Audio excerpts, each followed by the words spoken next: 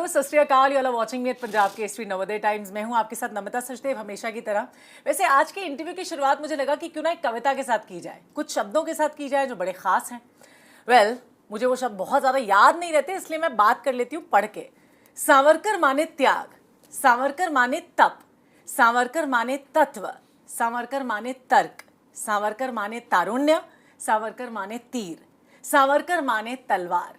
ये शब्द तो अटल बिहारी वाजपेयी जी के हैं, लेकिन हमारे जो सिनेमा के तेज तर्रार एक्टर हैं रणदीप हुड्डा, उनके इन जिंदगी में इन शब्दों के क्या मायने, आइए उन्हीं से जान लेते हैं। आप सब तो जानते ही हैं मैं ये क्यों कह रही हूँ, क्योंकि वो निभाने वाले हैं वीर सावरकर का किरदार 22 मार्च को जो रिलीज होने वाली है।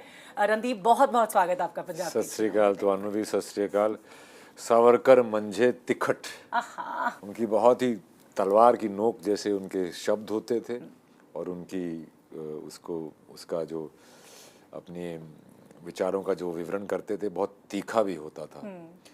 तो इन सब सारी चीज़ों को मैं एक्चुअली कई बारी सेट पे जाते वक्त गाड़ी में मैं ये लगा लेता था। अच्छा? कविता और मैं सोचता था अच्छा हाँ ये भी है, ये भी है, ये भी है। क्या बात है, नहीं, मुझे लगा मैं कुछ ना भूल जाऊं और बिल्कुल करेक्ट इसलिए सब पढ़ दिया। तो जैसे आपने पढ़ा वैसे मैं सुनता था इसको कि मैं कहा यार am I on the right track. तो मैं इसको काफ़ी सुनता था और सावरकर साहब ये सब थे भी। वो एक बहुत ही पढ़े लिखे इंटेलेक्चुअल जायंट थे जो कि कवि भी थे। उन्होंने काला पानी में 6000 कविताएं दीवार पे लिखी। वो तो वेट करते थे कब पनिशमेंट मिले और इसको पोथ दें ताकि मैं नहीं लिख दूं, और उसको फिर वो कंठस्थ भी करते थे। और वो हमेशा हमेशा, ये किसी को नहीं पता ये बात, वो हमेशा अपनी जेब में किरपान रखते थे। हमेशा मरते दम तक अपनी जेब में किरपान रखते थे। जब जेल गए थे तो ऑब्वियसली अलाउड नहीं होता था। उन्होंने फर्स्ट हिस्ट्री ऑफ सिक्स, जो बाद में काफ़ी लोगों ने, खुशवंत सिंह साहब ने भी लिखी थी, उन्होंने गुरमुखी सीखी और गुरमुखी में वो हिस्ट्री ऑफ सिक्स उन्होंने लिखी to inspire the rest of India. पर वो जब लंदन इंडिया हाउस में लंदन में जब उनके घर पे छापा पड़ा तो वो अंग्रेज़ों ने जब्त कर ली, तो वो नहीं कर पाए। हमेशा वो गुरु गोविंद सिंह जी की पूजा करते थे। वो उनका ये मानना था कि चुकार अजहमा हीर ते दरगुजस्त हलाल अस्त बुर्दन ब शमशीर दस्त, कि मतलब तलवार निकालना एक जाति के ऊपर बिल्कुल गलत नहीं है, आत्मरक्षा के लिए बिल्कुल गलत नहीं है, अपनी स्वतंत्रता छीनने के लिए ऑपरेसर से बिल्कुल गलत नहीं है। तो उनकी विचारधारा ये थी। और वो काफ़ी बचपन से ही वो लोगों को शिवाजी महाराज और गुरु गोविंद सिंह जी के बारे में उनको बताते थे, लठबाजी करवाते थे, तलवारबाजी।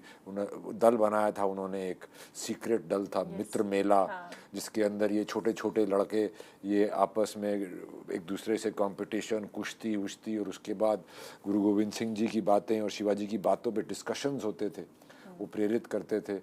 उसके बाद वो जब कॉलेज में जाने लगे, फर्गसन कॉलेज में, तो उन्होंने वहाँ पे एक और सीक्रेट वो बनाया, अभिनव भारत, जो कि बहुत उसकी शाखाएं बहुत फैल गई थी।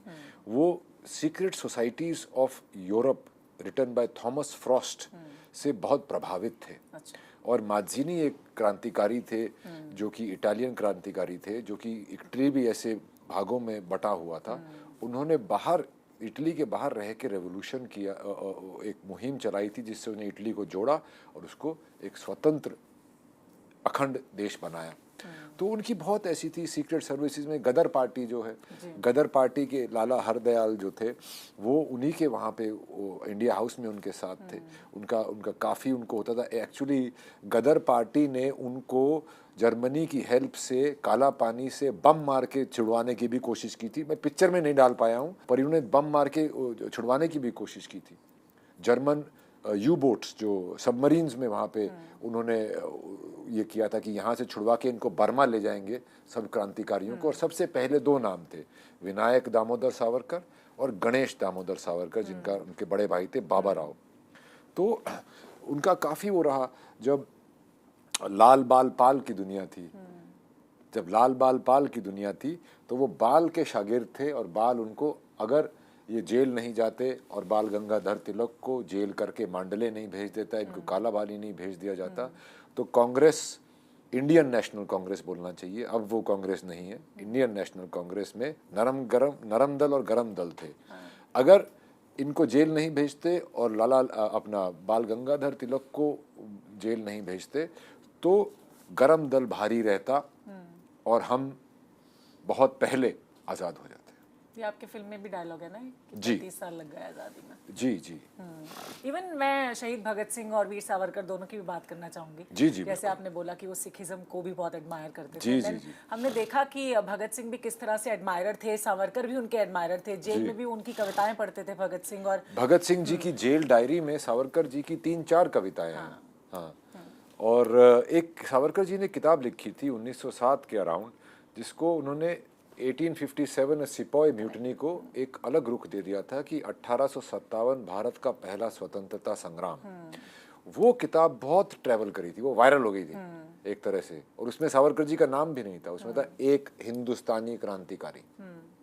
तो वो बुक बहुत, वो ऐसी बुक थी जो छपने से पहले बैन कर दी थी अंग्रेजों ने, और वो कोपनहेगन में छपी थी और वहाँ से छप के वो इंडिया आई थी और इंडिया में फिर वो बहुत बटी थी। तो वो किताब सभी सशस्त्र क्रांति वालों को बहुत प्रभावित किया था उसने, क्योंकि उसमें ये था कि हम कैसे अलग अलग जगह में क्रांति शुरू करके एकजुट होके इन मुट्ठी भर अंग्रेजों को मार के भगा सकते हैं। तो यही चीज़ भगत सिंह जी के को भी बहुत इम्प्रेस करी थी। HSRA जो है, हिंदुस्तान सोशलिस्ट रिपब्लिकन एसोसिएशन में, आपने अगर ये बुक नहीं पढ़ी होती तो आपको एंट्री नहीं मिलती थी। उसके सरगना थे चंद्रशेखर आज़ाद और उसी गुट के हिस्से थे भगत सिंह, जो अभी भगत सिंह नहीं बने थे। उस समय की कहानी है। भगत सिंह ने जेल से उनके ऊपर आर्टिकल भी लिखे कि what do the cowards know of the tears that flow out of revolutionaries eyes। वो कायर क्या जाने उन आंसुओं की कीमत जो वतन पे मर मिटने वालों की आंखों से छलकते हैं।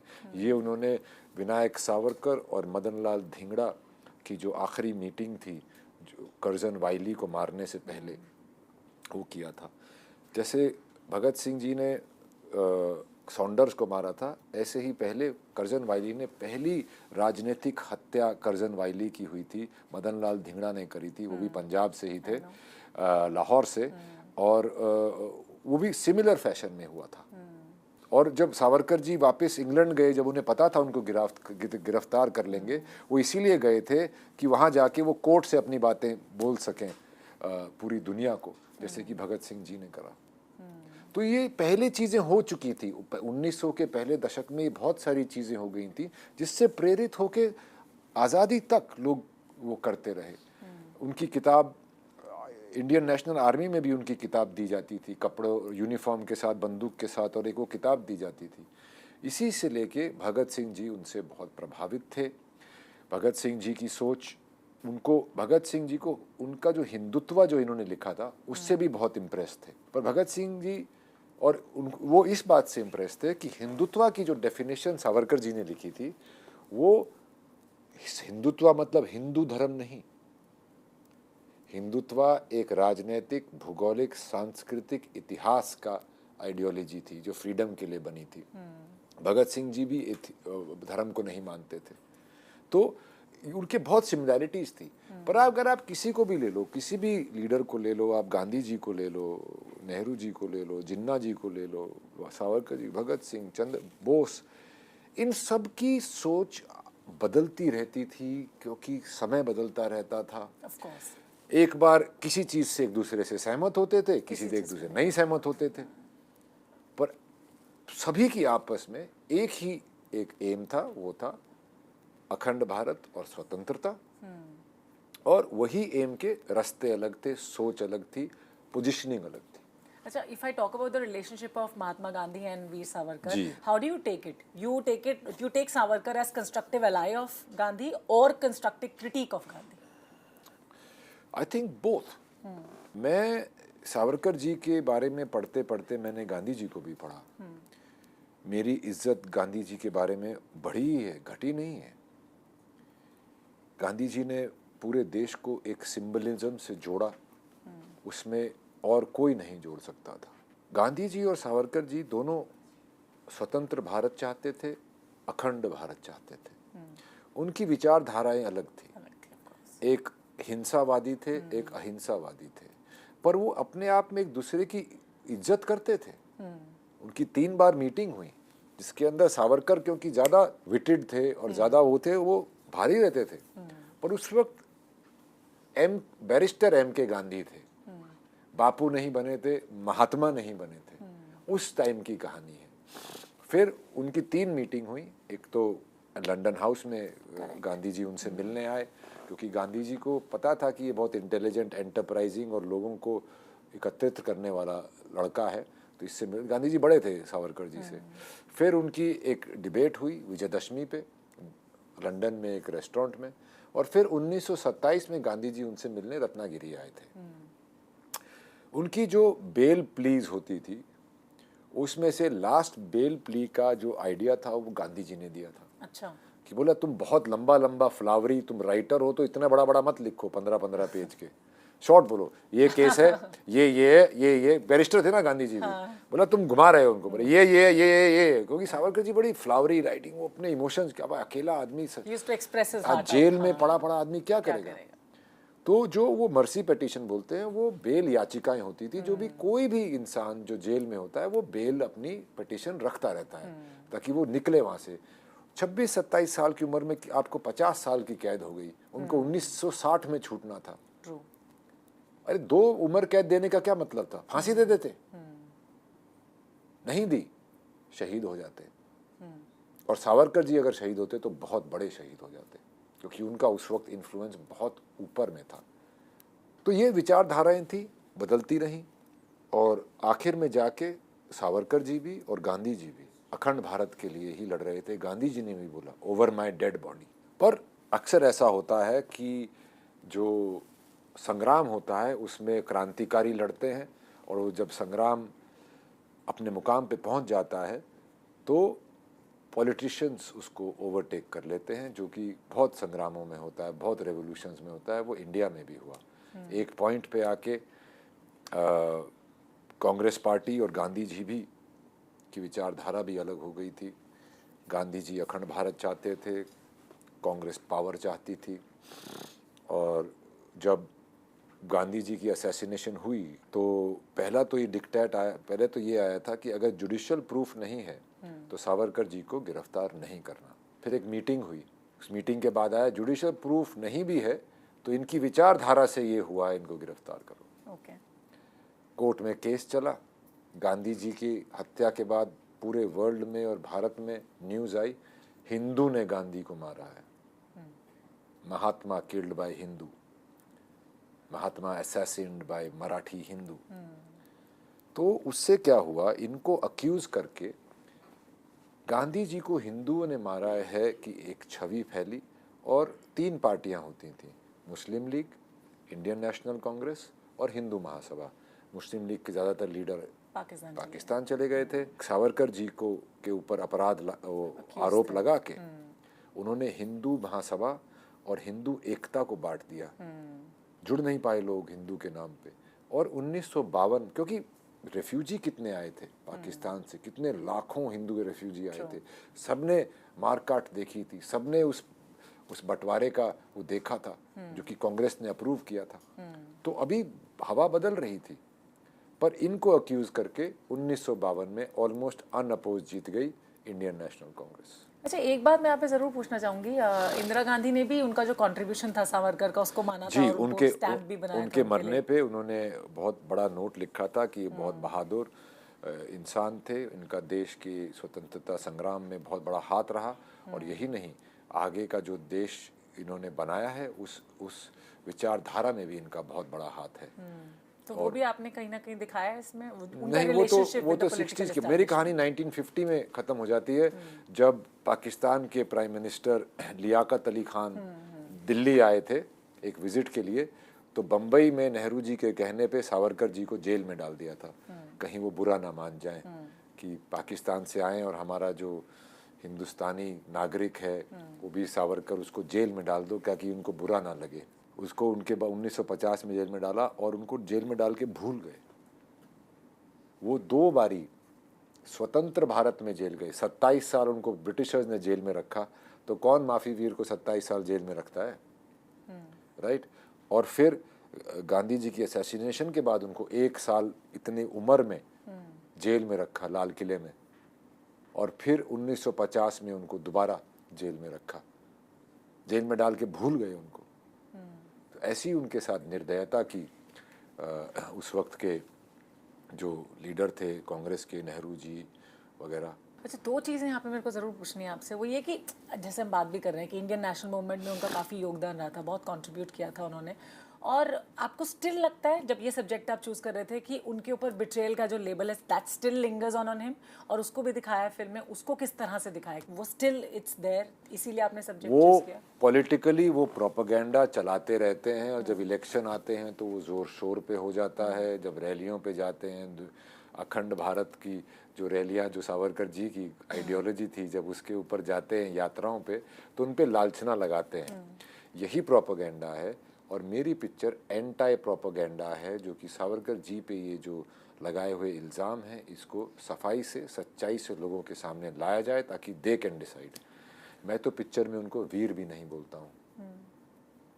आप डिसाइड करिए जब आप सिनेमा देख के घर जाएंगे कि वो वीर थे कि नहीं। Even at the end we see that who killed his story आता है Who इसमें killed his trailer story? में. So, His story was killed by the Indian National Congress as a political rival in 1948। और जैसे ही वो मरे तो 6 लाख लोग इकट्ठे हो गए, जो कि उन जब गांधी जी के आरोप लगा उनके असैसिनेशन का, तो वो अकेले पड़ गए बिल्कुल। झूठे इल्ज़ाम में बिल्कुल उनको आइसोलेट कर दिया पूरी दुनिया से। लोगों ने आना जाना बंद कर दिया, हिंदू महासभा बिखर गई। तो उसके बाद जब वो मरे तो एकदम से लोगों फिर जाग के आए, उन पे कपूर कमीशन बिठा दी, जो कि कोई कोर्ट की कमीशन नहीं थी, एक इंडिपेंडेंट बॉडी थी, वो भी गवर्नमेंट की, कांग्रेस की गवर्नमेंट थी उस वक्त। और उसने फिर से बोला कि तलवार अभी भी लटक रही है डाउट की। क्यों भाई? फिर 2018 में एक याचिका डाली कोर्ट में कि वो अभी भी वो आरोपी हैं, अभी भी वो हैं, गिल्टी हैं। तो 2018 में सुप्रीम कोर्ट ने 1949 का जो वर्डिक्ट था इनको बरी करने का, वो अपहेल्ड किया। एक और चीज़ वो ये कि लाइक जब आप ये चूज़ कर रहे थे सब्जेक्ट, आपने सोचा कि आप राइटर भी बन जाओ, आप डायरेक्टर भी बन जाओ, प्रोड्यूसर? मैंने कुछ नहीं सोचा था ऐसा, मैंने सिर्फ एक्टिंग का सोचा था। और वो कुछ ऐसा हुआ कि एक्टिंग से राइटर बना, राइटर से डायरेक्टर बना, फिर डायरेक्टर से प्रोड्यूसर बना। तो वो एक सिलसिला, मेरे ख्याल से सावरकर जी चाहते थे कि मैं ना सिर्फ एक अभिनेता रहूं, मैं एक निर्माता, निर्देशक, लेखक भी बन जाऊं, ताकि मेरी रेपुटवार एंड कंट्रीब्यूशन टू सिनेमा भर सके। सावरकर जी सिनेमा से बहुत प्यार करते थे। इनफैक्ट ये जो निर्माता, निर्देशक, जो ये वर्ड्स आते हैं उसमें, सिनेमा में वो सावरकर जी ने लिखे थे। अरे वाह। इवन मैं तो कहूँगी सब्जेक्ट ने आपको चूज़ किया फिर तो, जिस तरह से आपने बताया। हो सकता है एक सब्जेक्ट ने चूज़ किया मुझे, हो सकता है। मैं काफ़ी बारी मैं फंस जाता था कि स्क्रीन प्ले में और अगला ड्रामेटिक पॉइंट में कहाँ से लाऊं जो कि सच भी हो। तो मैं किताबों से घिरा बैठा रहता था, तो एकदम से कुछ किताब पे नजर आती थी, उठाता था, पेज खोलता था, अरे ये रहा। काफ़ी साल रिसर्च चला होगा, आई थिंक 2 साल आपने बोला भी। हाँ, 2 साल से ज़्यादा ही रिसर्च तो पहले से ही शुरू कर दिया था मैंने। 2 साल से मैं और कोई काम नहीं किया है। तो मुझे लगा 2 साल भी कम पड़ गए होंगे इस रिसर्च के लिए तो। अरे हाँ, 2 साल क्या, you can spend a life time. और इनकी जो खुद की लिखाई है वो भी बहुत बट कॉम्प्लिकेटेड है, लंबे लंबे सेंटेंस लिखते हैं। जो ये लुक्स दिखाए या फेजेस दिखाए हम देख रहे हैं ट्रेलर में भी कि काफ़ी ज़्यादा, मैंने सुना है आपने प्रोस्थेटिक्स भी यूज़ नहीं किया विद मेकअप एंड ऑल, तो डिफरेंट लुक्स जो किए वो किस तरह से? और जैसे आप तो जाने ही जाते हो, सरबजीत में भी आपने 18 kgs इन 28 days और समथिंग लाइक आपने रिड्यूस कर लिया था, इसमें आपने 30 किलो रिड्यूस किया। 32 किलो। देखिए, पहले तो मैंने इस पर वेट लूज़ करना पहले ही शुरू कर दिया था, क्योंकि अगस्त में हमारी पिक्चर शुरू होने वाली थी, वो हुई नहीं, ना स्क्रिप्ट हाथ में आई, तो वो लंबा खिंच गया मेरा वेट लॉस। मैं अंडर वेट बहुत ज़्यादा रह लिया, और फिर एक पॉइंट पे आके पिक्चर शेल्व हो गई। तो उसके बाद मेरा घुटना टूट गया, क्योंकि कोई मसल नहीं थी, तो वो पूरा ऐसे मुड़ गया। तो मैं 8 हफ्ते में बिस्तर में पड़ा रहा। उस वक्त मेरा वेट, एक रिवेंज ईटिंग होती है, जब बहुत भूखे मरते हैं ना तो एक रिवेंज ईटिंग होती है। मैं बैठे बैठे खीर, आइसक्रीम, चॉकलेट, मैं फिर और भी मोटा, क्योंकि हिल नहीं पा रहा था 8 हफ्ते तक। उसके बाद जब मैंने दोबारा वेट लॉस किया, उसमें मेरी जान निकल गई। बट रणदीप को हम हमेशा से देखते हैं कि लीन आपका वो बॉडी स्ट्रक्चर रहा है हमेशा से, है ना? बेशक आप कितनी भी स्ट्रेस ईटिंग करते हो। नहीं, ऐसी बात नहीं है। मैं अभी इंस्पेक्टर अविनाश किया था यार, उसमें मैं 90 से ऊपर था। पेट वेट ये वो, खाते पीते, यूपी के पुलिस वाले थे। तो देखिए, आपका जो किरदार होता है उसके तरह लगना तो बेसिक चीज़ है, वो कोई महान कार्य नहीं है। But this was one, I believe, क्योंकि आप उनके जैसे नहीं दिखते हो। नहीं दिखता था मैं। जब मेरे पास पिक्चर आई थी, मैं 92 किलोज का था, मूछें ऊँचे ऐसे ऐसे करके बैठता था। मैं कह रही कैसे दिखेंगे।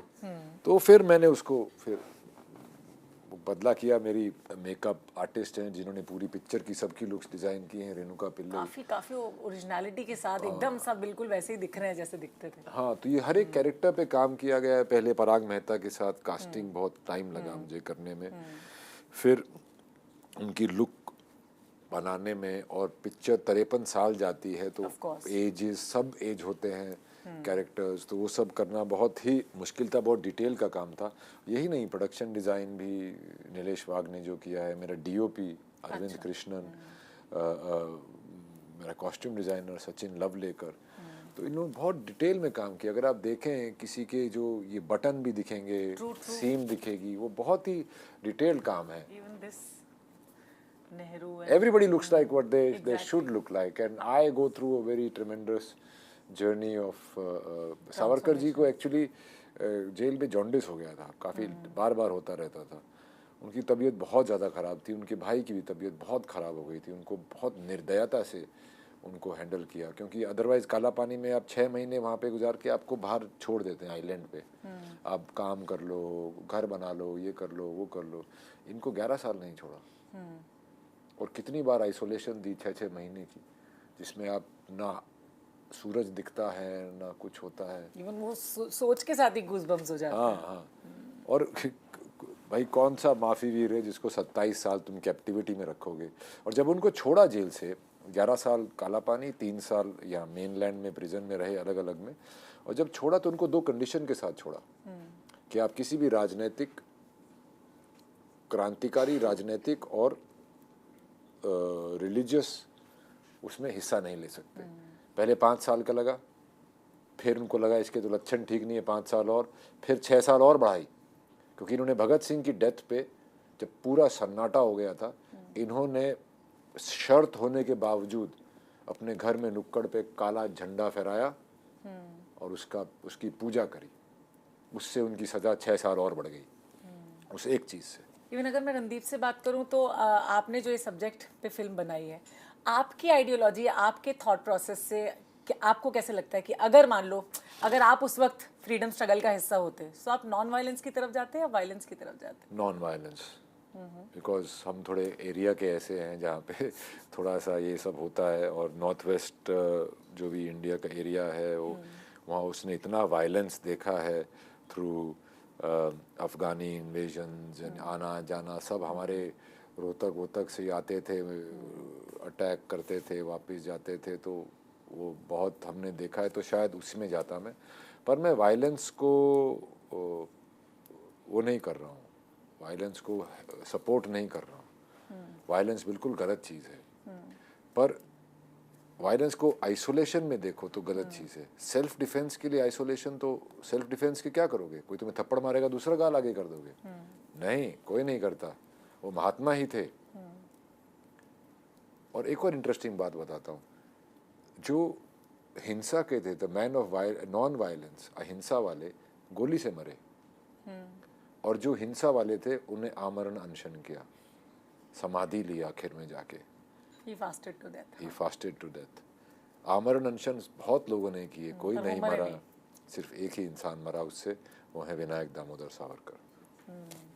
और तो वैसे अगर मैं आपकी पूरी जर्नी की बात करती हूँ तो आपके तो पेरेंट्स चाहते थे आप डॉक्टर बनो, हरियाणा से तो कई बार इंस्पेक्टर भी बनते हैं। एज एन एक्टर तो आप इंस्पेक्टर बन चुके हो जी, बट रियल लाइफ में कभी सोचा था कि इंस्पेक्टर बनूंगा या डॉक्टर बनूंगा या एक्टर ही बनूंगा? मेरा फौज में जाने का बहुत रुचि थी और मेरा अच्छा हो भी गया था, पर उस वक्त मेरे पिताजी ने मुझे बोला कि